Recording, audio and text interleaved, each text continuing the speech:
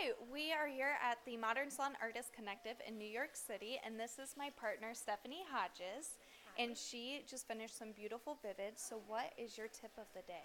So my tip of the day is how to rinse Vivids, and I have a couple of tips to share with you today. So first of all, I would love to credit my beautiful friend Jessica. She's Jess Jules, or the Jess Jules, on Instagram, and she really created these beautiful flowers. And since our theme today is roses, I thought what better way to let her process than with a really pretty rose. So the way I like to rinse my Vivids is this is sat on now for 30 to 40 minutes. So the color has really started to encapsulate, and that's going to really help me make sure that my colors don't bleed together. Additionally, if I have dark colors, I may rinse them separately or hold bits out if that's what I need to do, but I'm always going to rinse with cool water.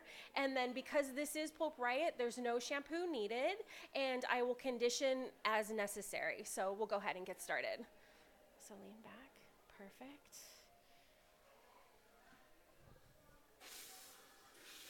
The other thing is I like to use high pressure because high pressure really does help the color come out of the hair.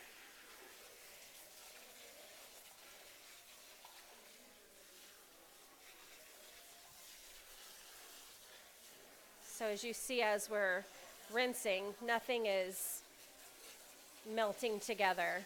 And sometimes you want it to melt together, but in this case we don't.